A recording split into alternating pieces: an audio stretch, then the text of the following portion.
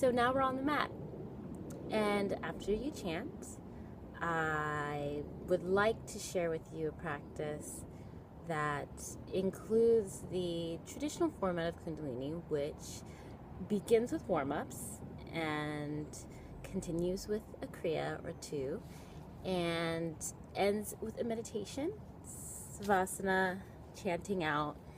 So the practice, the kriya or warm-up that I was first taught, that I engaged in regularly for many years, is, by default the one I like to start with, which is to say that I'm a little bit of a stickler on what you're taught, you practice as you're taught it.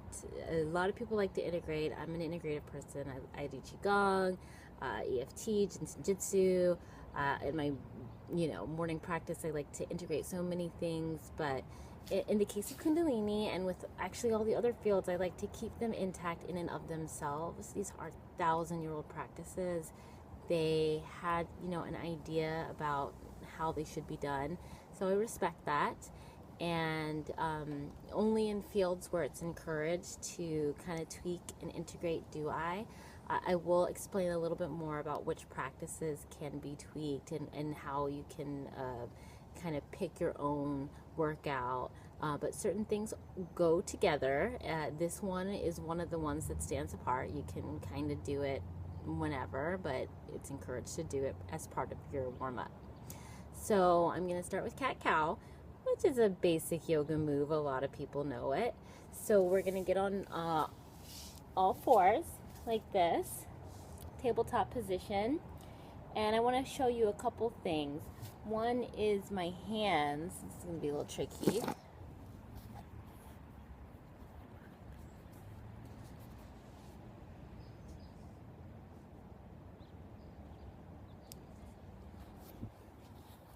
So please reference that as I explain what I have to say about it. So the hands really should be about hips width distance, and your palms should be flat on the ground. This is an important part of the posture. You should be able to look back, and you should see that your wrists are aligned with your ankles. Actually, in this particular cat-cow, your wrist should be aligned with your knees. And in this particular cat-cow, your ankles are touching. This is something I did not learn for quite a while after practicing it. So you're basically going to inhale, head goes up, tail goes up, stomach goes down, and you exhale, and the navel goes in. What you come to realize in this practice is that all motions originate at the navel. So you're really going to see it as navel dropping, navel engaging up and in. Navel dropping, navel engaging up and in. Yes, you'd like the head and the tail to follow. It's kind of a natural progression of the exercise. So again, we're going to remember inhaling sat, exhaling nam. I'm talking to you, but really I should be focusing my eyes on my third eye point. Now, this is an exercise that's supposed to be done for about a maximum of 3 minutes. So I'm going to show you it for about 15 seconds or so you get a picture of the exercise. And then I'm going to make a really important emphasize point.